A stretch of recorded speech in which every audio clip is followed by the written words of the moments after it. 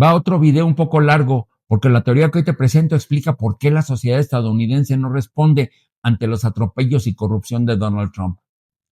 Entender la llamada doctrina del shock hoy no es un lujo intelectual ni una discusión académica para sobremesa universitaria, es una urgencia política.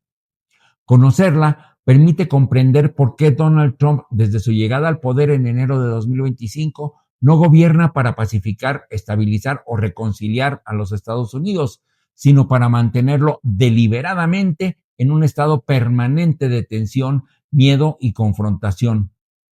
Trump no gestiona las crisis porque las necesita, vive de ellas, las amplifica y las convierte en método, porque el caos es el escenario ideal para imponer transformaciones profundas que en condiciones normales una sociedad democrática rechazaría de inmediato. La doctrina del shock, formulada por Naomi Klein, parte de una premisa tan incómoda como verificable. Los grandes retrocesos democráticos y las reformas económicas más agresivas no se imponen en tiempos de calma, sino aprovechando momentos de trauma colectivo. Guerras, colapsos financieros, golpes de Estado, desastres naturales o crisis de legitimidad institucional funcionan como descargas eléctricas que paralizan a las sociedades. En ese estado de confusión, miedo y agotamiento, el debate público se suspende, la deliberación democrática se percibe como un estorbo y el poder ejecutivo avanza sin resistencia real. La clave no es solo la crisis, sino la velocidad. Cambiarlo todo antes de que la sociedad recupere el aliento. Pero este mecanismo no es una hipótesis teórica ni una exageración ideológica. Tiene antecedentes claros y resultados devastadores. En Chile, tras el golpe de 1973, la represión militar fue el shock y la privatización masiva del Estado el objetivo.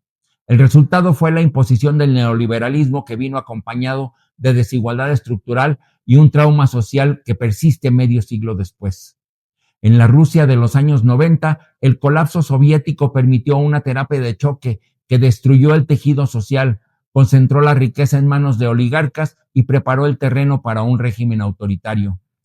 En Irak, la invasión de 2003 abrió paso a una reconstrucción privatizada que benefició a corporaciones y dejó un Estado fallido.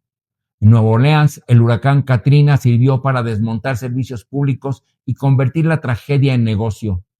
El patrón es idéntico en todos los casos.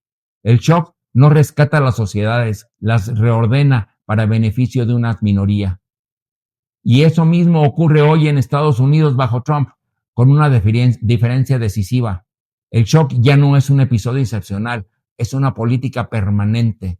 Trump llega al poder sobre una sociedad exhausta, polarizada, desconfiada de sus instituciones y saturada de conflicto cultural.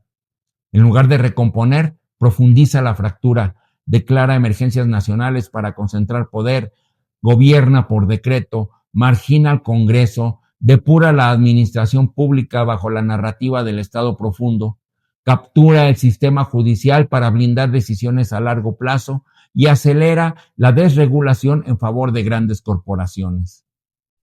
Y mientras tanto produce escándalo tras escándalo, enemigo tras enemigo, porque el cansancio social es su mejor aliado.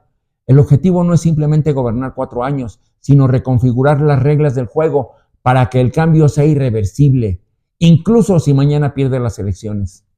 El shock ya no necesita tanques ni golpes militares, le bastan urgencias administrativas, saturación mediática y una ciudadanía agotada.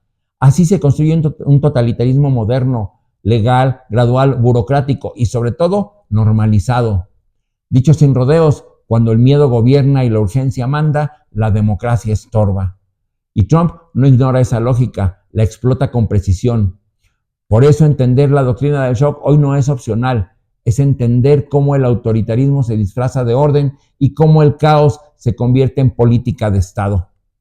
Saludos.